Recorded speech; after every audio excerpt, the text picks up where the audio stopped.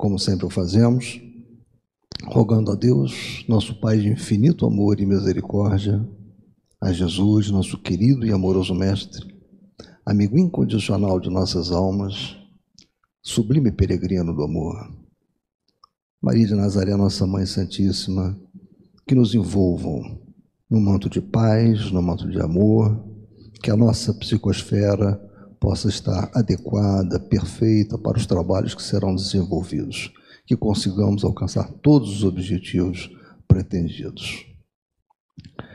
Bem, meus irmãos, antes de nós lermos a nossa página de abertura da noite de hoje, eu gostaria de lembrar, naquelas efemérides que nós sempre falamos e que vocês podem ver no nosso boletim informativo disponível no site do Ceasa, nós hoje lembramos sempre do nosso querido Deolindo Amorim, que desencarnou.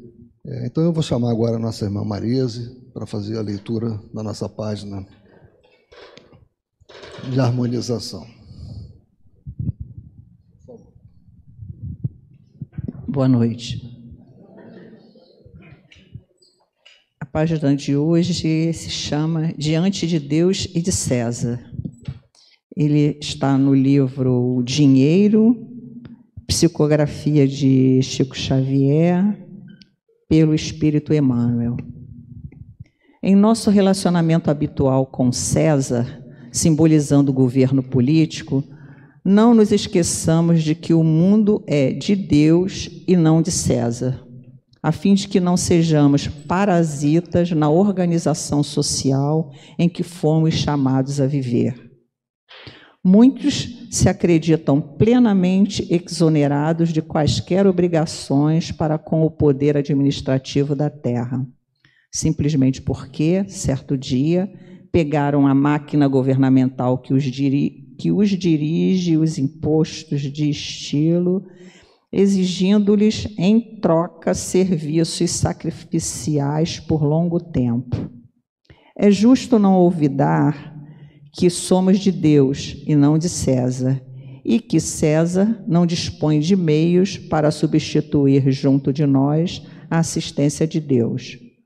Por isso mesmo, a lei, expressando as determinações do alto, conta com a nossa participação constante no bem, se nos propomos alcançar a vitória com progresso real. Examinando o assunto nestes termos, ouçamos a voz do Senhor que nos fala na acústica da própria consciência e procuremos a execução de nossos deveres sem esperar que César nos visite com exigências ou aguilhões. O trabalho é regulamento da vida e cultivemo-lo com diligência, utilizando os recursos de que dispomos na consolidação do melhor para todos os que nos cercam. Auxiliar aos outros é recomendação do céu, e em razão disso, auxiliemos sempre. Sejamos amparando a um companheiro infeliz, protegendo uma fonte ameaçada pela secura, ou plantando uma árvore benfeitora que amanhã falará por nós à margem do caminho. Todos prestaremos contas à divina providência quanto aos bens que nos são temporariamente emprestados, e sem qualquer constrangimento da autoria humana, exercitemos a compreensão e a bondade, a paciência e a tolerância, o otimismo e a fé, apagando os incêndios da rebelião ou da crítica, onde estiverem, e estimulando em toda parte a plantação de valores suscetíveis de estabelecer a harmonia e a prosperidade em torno de nós. Não vale dar a César algumas moedas por ano, cobrindo de acusações e reprovações todos os dias. Doemos a Deus o que é de Deus, oferecendo o melhor de nós mesmos em favor dos outros, e desse modo César estará realmente habilitado a amparar-nos e a servir-nos hoje e sempre, em nome do Senhor. Graças a Deus. Obrigado.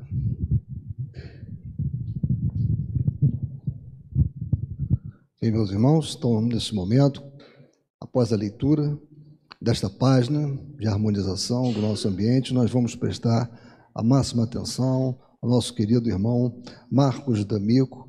Ele é do Centro Espírita Francisco de Paula, que fica na rua Conselheiro Zenha, número 31, na Tijuca. Trabalha também no Centro Espírita André Luiz, é médium daquela casa, e vai nos trazer hoje o estudo, né, continuativo do Evangelho segundo o Espiritismo. Por favor, Marcos, você seja muito inspirado na noite de hoje. Obrigado. Tá, bota água aí, porque começa a falar muito. Boa noite, meus irmãos. Que a paz do Mestre Jesus possa estar em nossos corações, para que nós possamos absorver todos os ensinamentos e tudo aquilo que o Evangelho segundo o Espiritismo vem nos trazer. A cada leitura que nós fazemos, seja do Livro dos Espíritos, seja das obras de Kardec, a gente entende de forma diferente, mas sendo que o conteúdo essencial, ele é sempre o mesmo. Vai depender sempre do que nós estivermos vivendo naquele momento, tá? Então, a primeira pergunta que nós devemos fazer: como está o nosso relacionamento com Deus?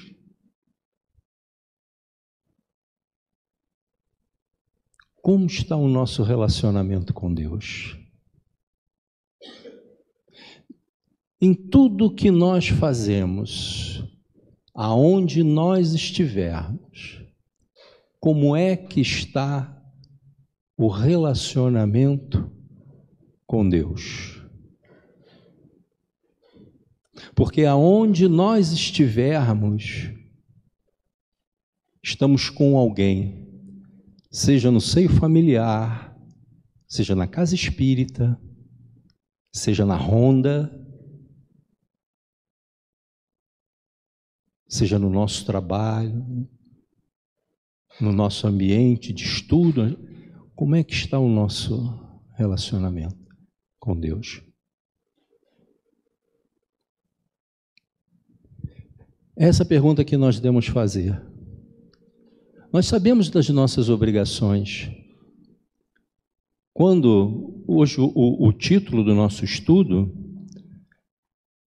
que está no capítulo 11, amar o próximo como a si mesmo, e é um dos primeiros mandamentos da lei, amar a Deus sobre todas as coisas e ao próximo como a nós mesmos. E aí Jesus vem e dá um plus a mais. Ele diz o seguinte: como eu vos amei. Porque Ele é o caminho, a verdade e a vida. E ninguém vai ao Pai senão através dele. Ou seja,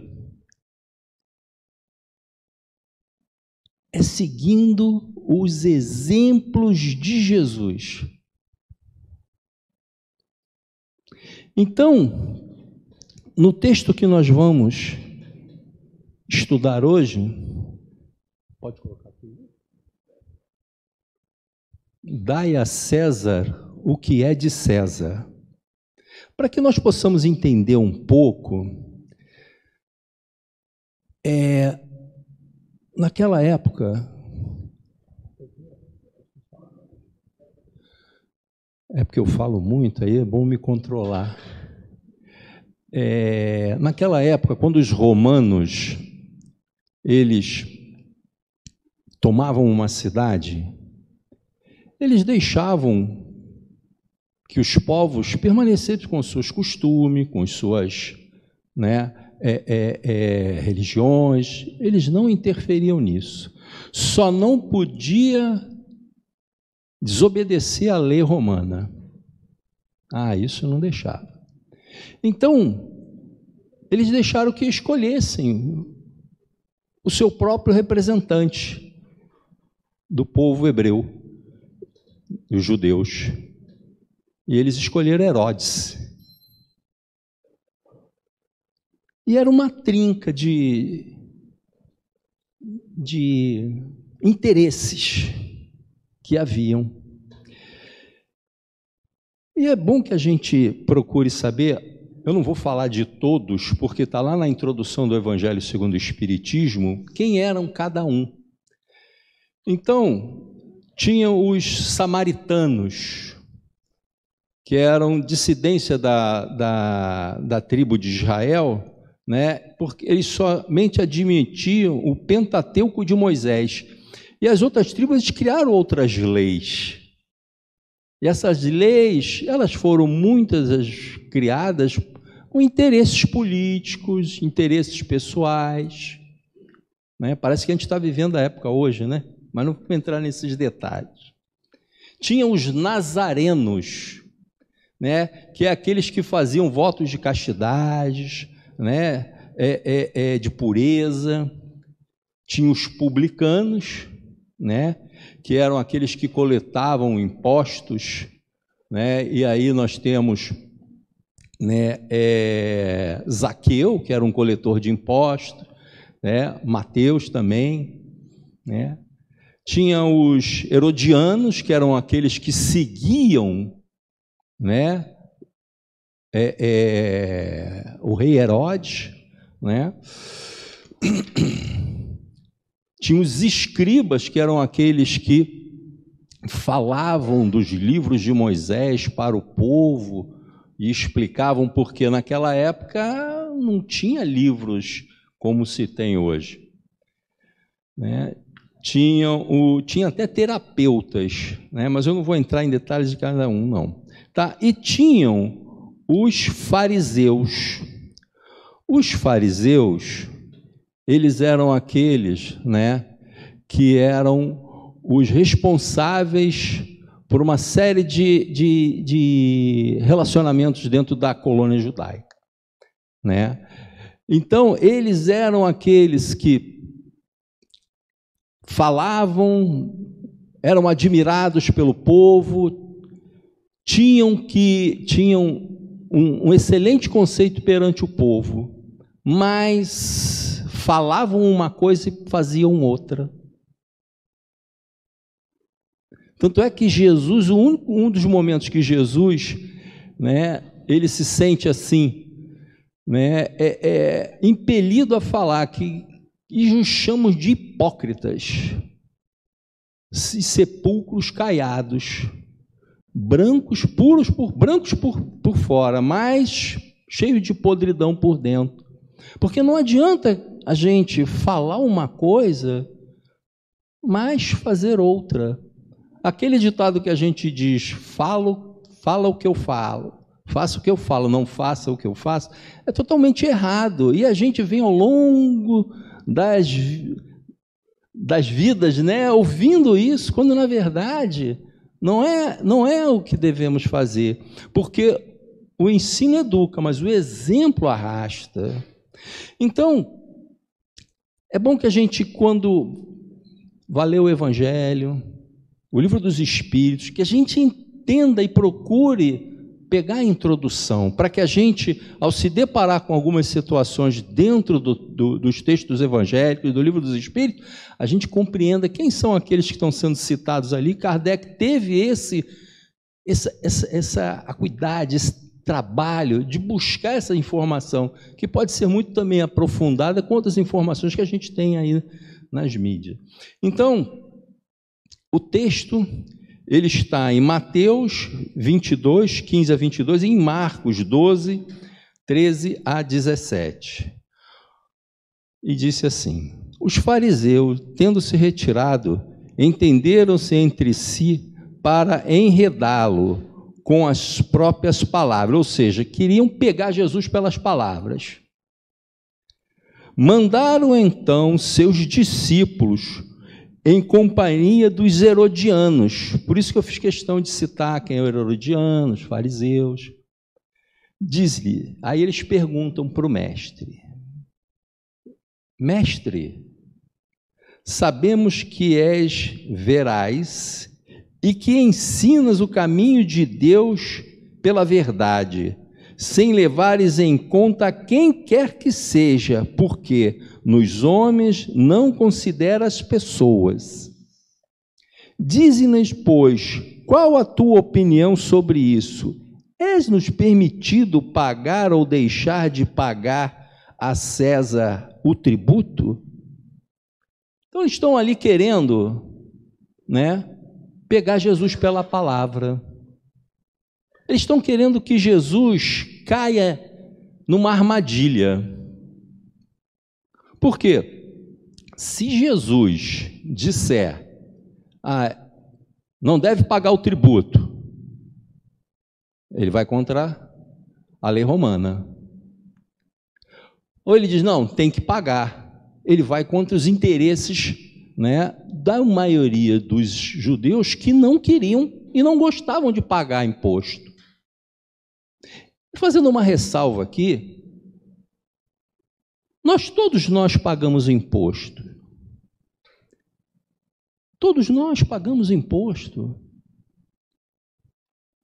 Se ele é mal aplicado, se ele não é bem aplicado, se ele deveria ser melhor aplicado, isso é de responsabilidade de quem os detém. A nossa obrigação é cumprir a parte que nos cabe, é pagar aquilo que é solicitado.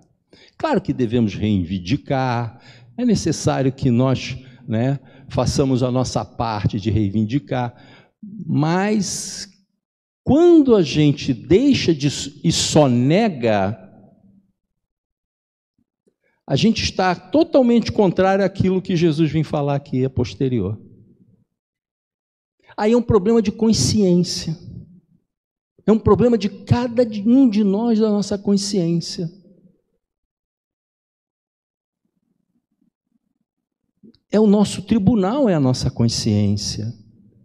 É por onde nós vamos ser julgados. Quando a gente desencarnar, e às vezes não precisa nem a gente passar para o outro lado, porque quando a gente comete equívocos, a nossa consciência, pelo menos, aquele que já conhece o Evangelho de Jesus, e realmente, independente de ser espírita, seja qual for a religião, e aí a consciência pesa. A consciência pesa. Aí Jesus vai responder. Jesus, porém, que lhes conhecia a malícia, respondeu, hipócritas, por que me tentais? Apresentai-me uma das moedas que se dão em pagamento do tributo. E tendo-lhes apresentado um denário, perguntou, de quem são estas imagens e estas inscrições? Aí eles respondem, de César, responderam eles. Então observou-lhe Jesus, dai, pois, a César o que é de César, e a Deus o que é de Deus. Jesus coloca eles para pensar, eles percebem que ele realmente era o mestre. Porque Jesus deixa eles pensarem. Coloca eles na responsabilidade de fazer o que é certo e o que não é certo. Porque se você não pagasse o tributo a que os romanos cobravam, você era encarcerado e preso. Era assim que os romanos faziam, e não tinham meio termo, não. Mas como é que eles sabiam disso? Através dos coletores de impostos. Então, e os judeus não queriam pagar o imposto. Mas vamos trazer isso para a nossa vida atual. Vamos colocar o César como sendo as coisas das nossas responsabilidades. Como é que estão as nossas todos nós, as nossas responsabilidades quanto ao que é certo, que é pagar o tributo, e quanto dar a Deus o que é de Deus? Porque quando você está no teu trabalho, fazendo as suas tarefas, e você não rouba a hora que o patrão te paga, quando você faz com esmero e dedicação, quando você realmente dá valor à oportunidade que ali lhe é concedida, e você, na essência da palavra, é um bom profissional, você está servindo a César ou a Deus? Aos dois. Porque você está fazendo aquilo que é certo, e todo trabalho útil é valorizado por Deus. Agora, e na família? E na família? Qual é o nível de responsabilidade que nós temos com as nossas famílias, quanto aos filhos, quanto à esposa, quanto ao marido? Tem uma passagem no Evangelho de Jesus, quando ele é procurado por Joana de Cusa, e ela era esposa do alto funcionário de César, Cusa. O nome dele era Cusa, por isso que é Joana de Cusa. E ela queria abandonar o marido, porque ele não compreendia os ensinamentos que ela já tinha colhido das palestras e das conversas que ela ouvia de Jesus. E ele não aceitava, ele era de César. Ele era o homem de Estado, ele era o homem político, e ela queria que o marido seguisse os ensinos que ela conhecera daquele mestre Jesus. Jesus a escuta, ouve e diz para ela que o papel dela era permanecer ao lado do marido, que ela deveria dar o seu testemunho junto do seu esposo. Mesmo com toda a negligência que ele tinha, contudo, ela tinha que fazer isso. Por isso que o poeta Khalil Gibran diz que o homem, ele tem uma coroa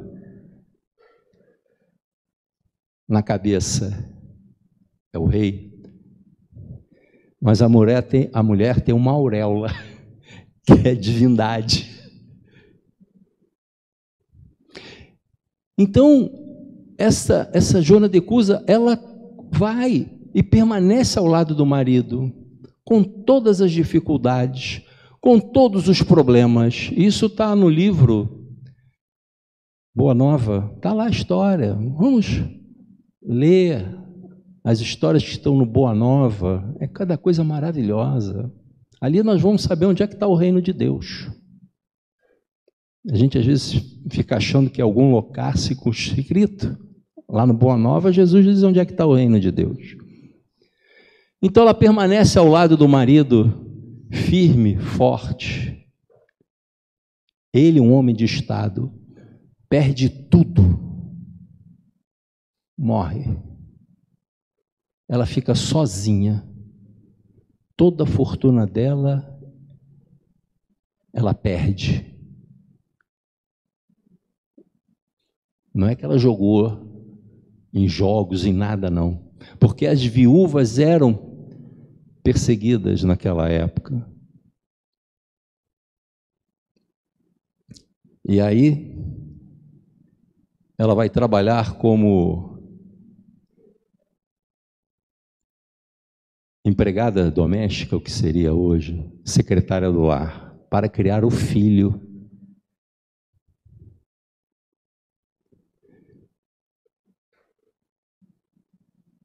E no final do livro, eu não vou contar, vocês vão ver o testemunho dela. Ela serviu a Deus ao lado do marido complicado e difícil.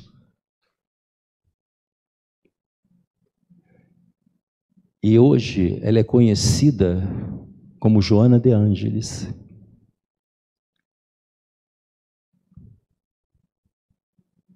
Portanto, a gente começa a perceber o quanto é importante a gente ter as obrigações que a gente tem na vida, mas da necessidade, da importância que é servir a Deus.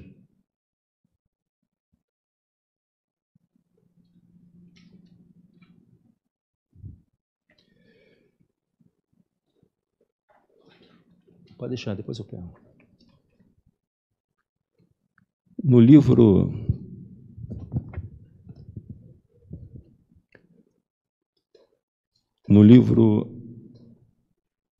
Momentos de Esperança, a Joana de Ângeles,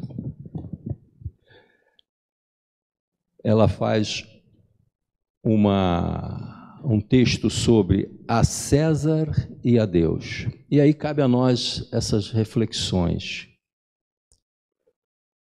César e Deus podem significar, num sentido mais amplo, o humano e o divino, ou o material e o espiritual.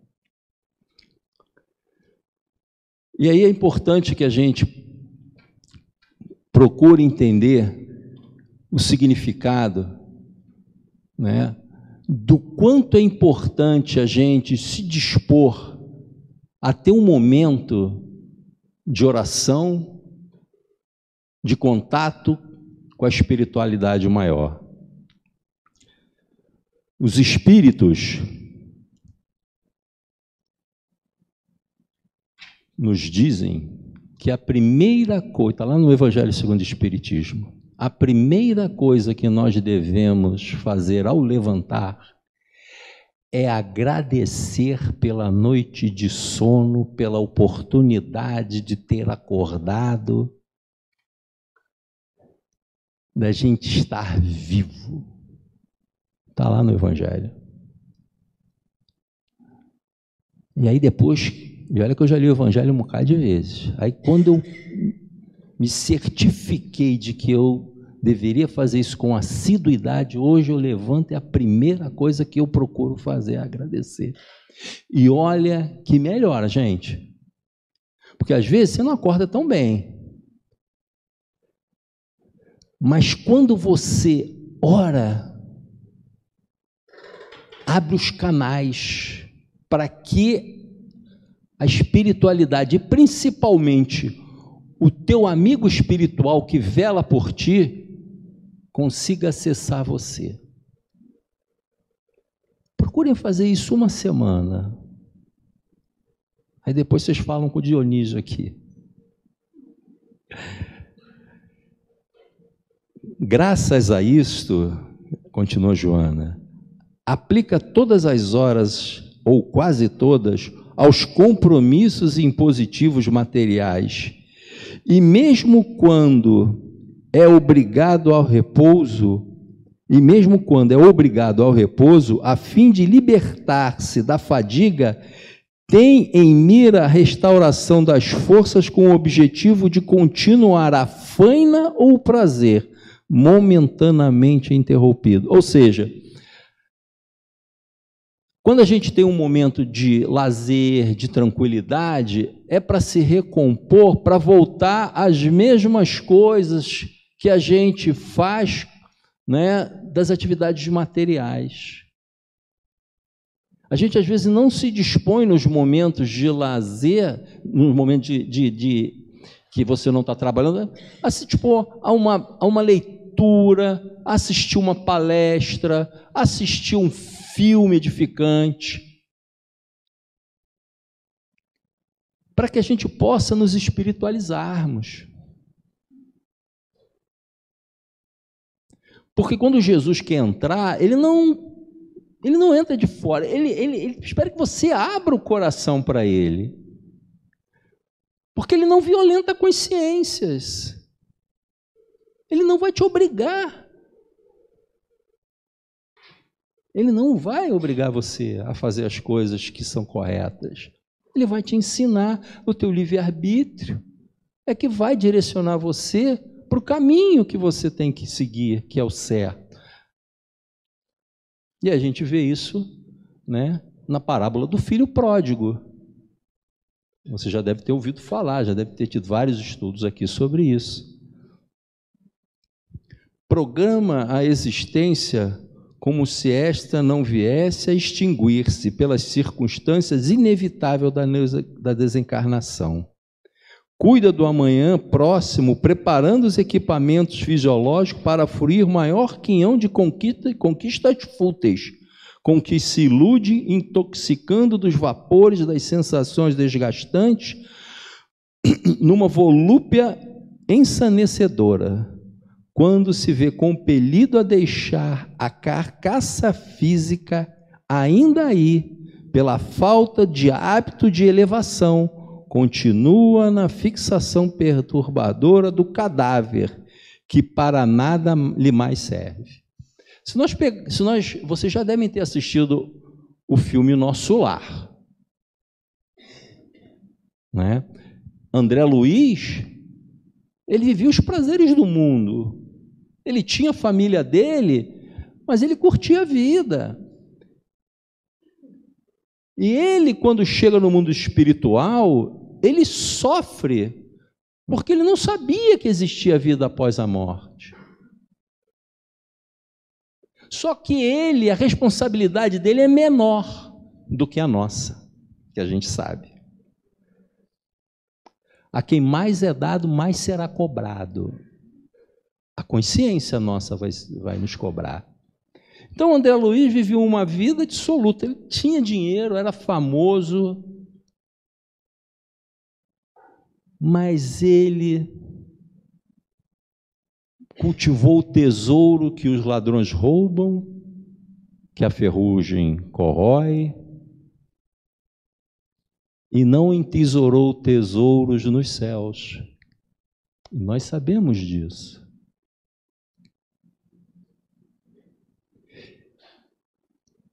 Mas nós não precisamos ter receios, porque as oportunidades não deixam de suceder em nossas vidas. No Evangelho de Lucas, me veio isso aqui para falar disso agora. Deixa eu ver se eu acho aqui.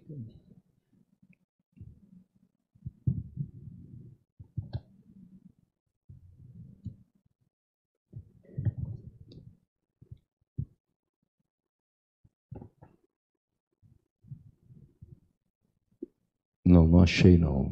Deixa eu ver aqui. Bom, mas tudo bem, eu sei mais ou menos de cabeça. No Evangelho de Lucas, a figueira improdutiva. No meio do vinhadeiro, vários vinhadeiros de uva, tinha plantado uma figueira. E aí o vinhateiro fala que aquela figueira estava ali, sem dar fruto, há 3 anos. Há 3 anos que estava sendo cultivada e não dava. Para você cultivar o vinho, cultivar a vinha, você tem que preparar o solo para a planta, para a vinhadeira. Preparar o solo, adubar, cuidar. Mas a figueira não. A figueira onde você plantar, ela cresce, dá fruto, mas aquela não dava. Então a figueira, ela estava num local que tinha um solo adubado, todo preparado, mas ela não dava fruto. Fiquem com isso na ideia. Me lembre se eu esquecer mais tarde de finalizar. E aí vem um texto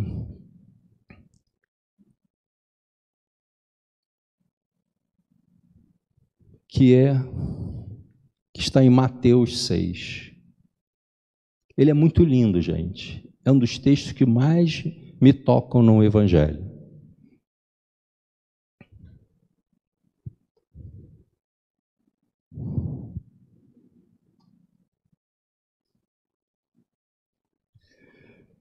Não entesoureis para vós tesouro sobre a terra, onde a traça e a corrosão consomem, e onde os ladrões arrombam e roubam. Entesourai para vós tesouros no céu, onde nem a traça nem o coração consomem, e onde os ladrões não roubam, nem arrombam e nem roubam. Pois onde está o teu tesouro, ali estará também o teu coração. Aonde nós estamos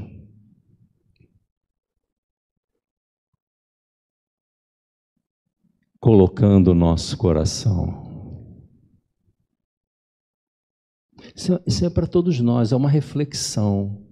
Porque às vezes a gente escuta um estudo e aquilo nos toca para que a gente reflita sobre algo que momentaneamente a gente esteja passando. Às vezes você está colocando um valor enorme numa situação, quando na verdade, se você acalmar o teu coração e buscar esses ensinamentos que Jesus nos traz, talvez a porta se abra para que você consiga realmente encontrar o caminho que às vezes você não está conseguindo, porque você não eleva o teu pensamento. Muitas das vezes, a espiritualidade, ela quer te acessar, ela quer, mas ela não consegue. E isso também aconteceu com André Luiz. Ele ficou 8 anos no umbral e Clarencio estava sempre ao lado dele. Queria acessá-lo, mas ele não se permitia, porque ele na terra não entesourou tesouros nos céus. E a espiritualidade vem e nos traz essas informações para que nós possamos não cair nos mesmos equívocos. E aí quando André Luiz, já combalido, sofrido, ele faz uma pequena oração, aí ele consegue chegar até ele. E assim é conosco. André Luiz não era privilegiado, ninguém é privilegiado na obra do Pai. Ninguém.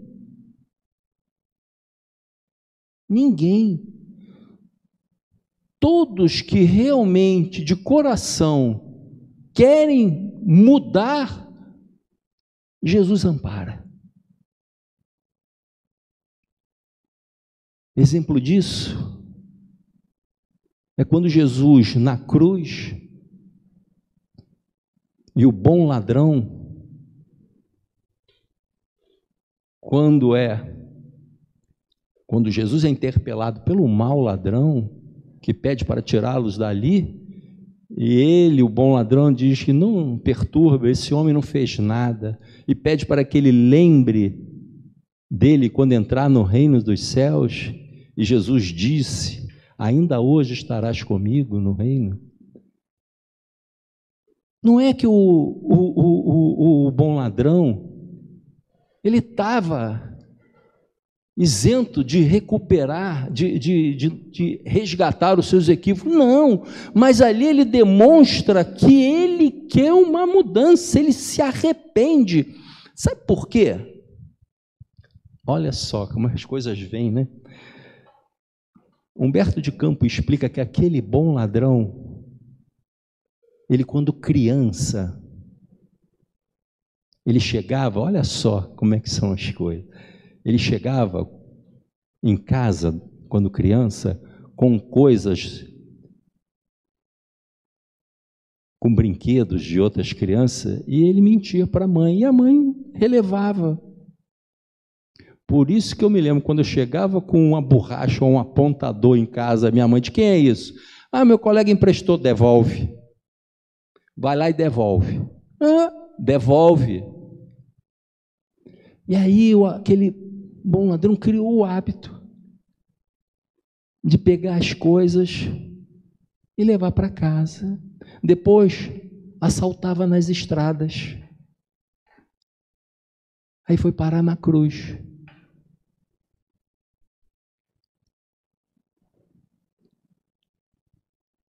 Mas ele se arrependeu. Ele buscou os valores de Deus, não o da terra. O da terra é como a gente falou aqui no início, é quando você, na sua prática, nas suas atividades, nas suas obrigações diárias, você as cumpre com dignidade, com correção, com seriedade. Mas é necessário que a gente tenha um momento para se colocar, se conversar com Deus. E conversar com Deus é igual aquela música do Gilberto Gil. Se eu quiser falar com Deus, tenho que ficar a sós, tenho que desatar o nó dos sapatos. Você tem que se livrar de tudo, porque você não precisa falar nada. Deus te escuta, no silêncio do seu quarto, no seu íntimo.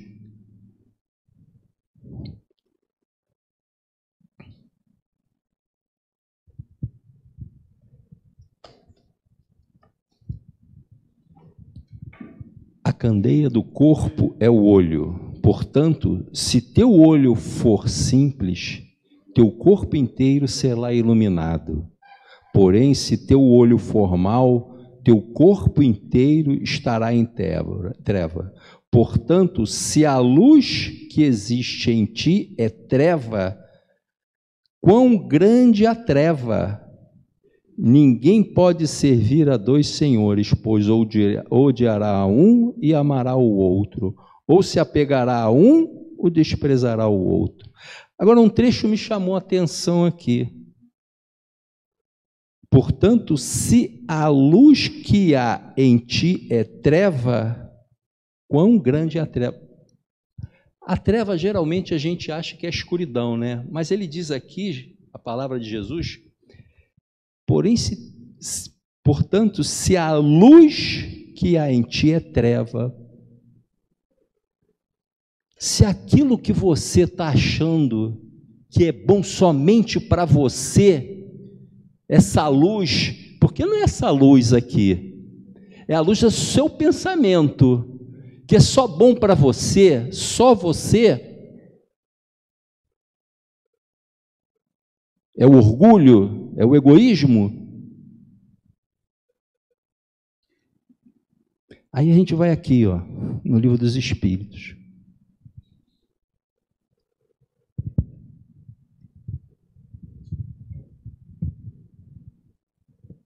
Pergunta 895. À exceção dos defeitos e vícios acerca dos quais ninguém se pode equivocar, qual o sinal mais característico da imperfeição? Ou seja,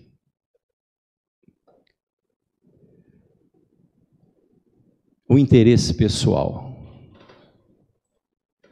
Você pode querer ser bom naquilo que você faz e tal, mas se for por interesse pessoal, só você vai levar vantagem?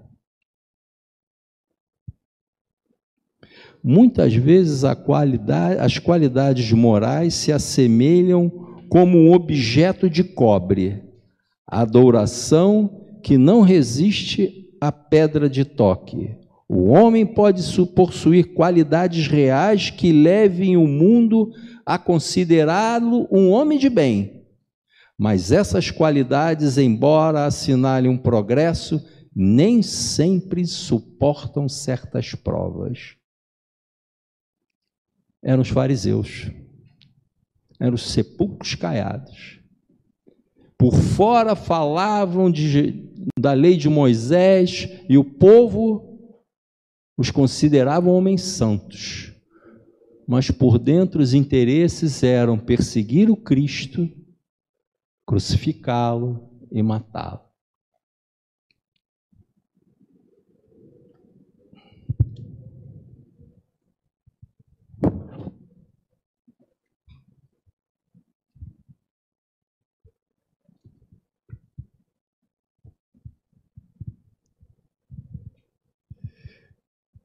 Por isso vos digo, isso é Jesus falando, tá? Por isso vos digo, não vos inquieteis por vossa vida com o que comereis, nem por vosso corpo com o que vestireis.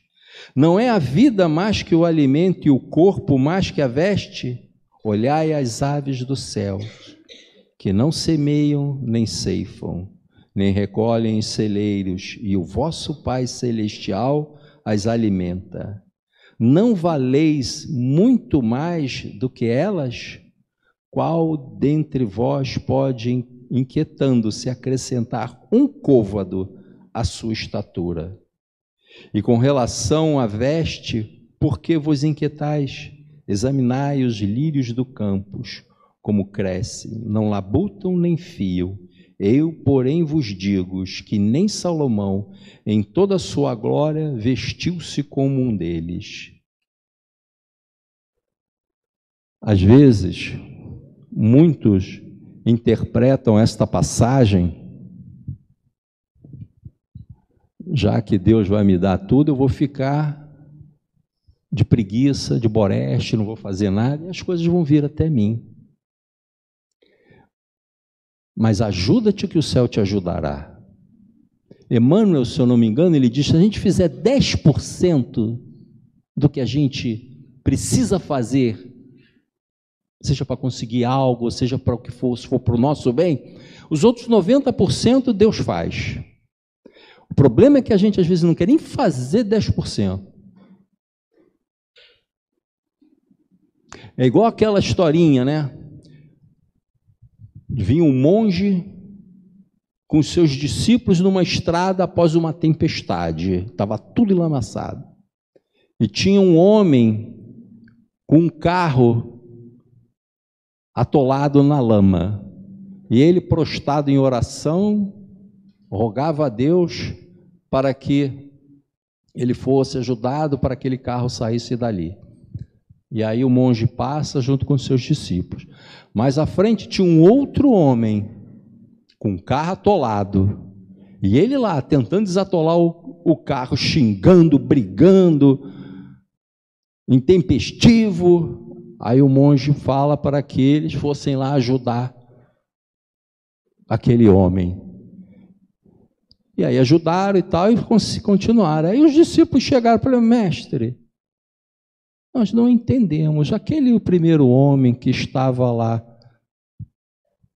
com o carro atolado, orando a Deus, pedindo a Deus, para que desatolasse o seu carro, nós não o ajudamos. Mas aquele outro que esbravejava, xingava, brigava, o Senhor pediu para que nós ajudávamos. Não entendemos. Porque é o seguinte, meus discípulos, o primeiro estava orando a Deus, mas não fazia aquilo que ele deveria fazer. O segundo, ele esbraguejava, ele fazia aquilo tudo, mas ele estava fazendo a parte que lhe cabia. E é assim. Essa história está lá no Momento Espírita, tá? Da Federação Espírita do Paraná, e tantas outras lá, muito boa. Então, a gente tem que fazer a nossa parte. O servir a Deus e servir a César, às vezes pode estar em comum quando a gente está fazendo o bem naquelas atividades, como já falamos aqui desde o início. Mas se a gente não faz com amor, como diz Paulo, eu sou um sino que ressoa sozinho, para ninguém. Porque eu tenho que colocar amor naquilo que eu faço. Eu tenho que colocar dedicação. É difícil? Às vezes é. Às vezes é. Às vezes você faz as coisas contrariado. Você não quer fazer, o chefe pede. E isso já aconteceu muito comigo.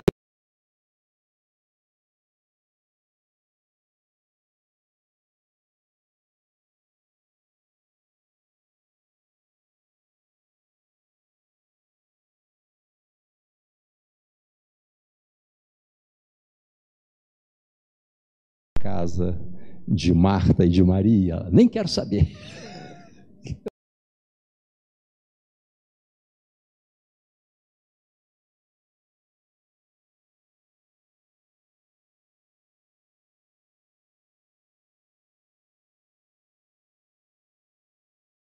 Estava num solo fértil para que as vinhas dessem uvas, produzisse. O solo era bem adubado, era a temperatura ideal, mas a figueira que ali fora plantada não dava fruto. Há 3 anos. E aí o rapaz falou: corta a figueira.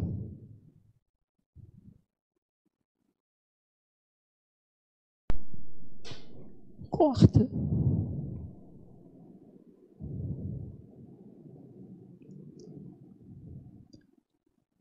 Aonde é a vinha?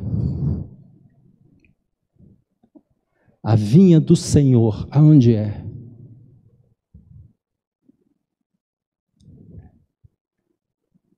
É o planeta inteiro. O planeta inteiro é a vinha do Senhor. E a figueira? Fruto. Às vezes a gente dá uns frutozinhos mirradinhos. Somos nós.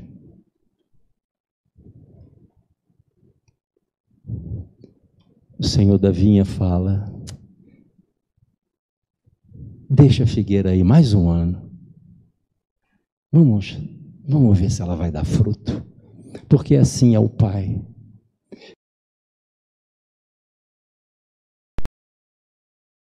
Não vai te tirar a oportunidade que Ele percebe que você já começa a despertar para os frutos que a gente já dá. Às vezes com dificuldade, às vezes não amadurece no tempo certo, mas para quem não dava nada e já começa a projetar frutos, Ele deixa que você fique mais tempo aqui na vinha. Mas que a gente possa dar mais atenção, mais valores às coisas espirituais que nos cercam, para que o Cristo possa nos acessar, para sermos instrumentos do seu Evangelho. Dai a César o que é de César, mas a Deus entreguemos os nossos corações. E quando eu falo entregar os corações, é você, quando tiver a oportunidade de ajudar, de servir, não se furte, porque todo bem que nós deixamos de fazer é o mal que pode acontecer. E se já somos servidores de Jesus, aonde estejamos, que nós sejamos fiel. E ser fiel é ter fidelidade. Assim como Deus é fiel para conosco. Que a paz de Jesus possa estar conosco em todos os momentos. E não esqueçam, gente, ao acordar, agradeçam por todas as dificuldades. Por todas as dificuldades que eu sei que todos nós estamos passando. Mas aquela dificuldade que a gente às vezes está passando é para que você seja mais forte, porque novas dificuldades vão vir. Vão. Se nós olharmos para trás das nossas vidas, a gente vai ver que passou por muitas dificuldades, mas que superamos, não sozinhos, mas com Deus. Não porque Deus vem até nós, mas porque tivemos um amigo, um pai, uma mãe, uma pessoa às vezes desconhecida, que te ajudou. E o melhor agradecimento que a gente pode fazer quando a gente é ajudado é ajudar a outro e fazer uma corrente do bem. Muita paz a todos.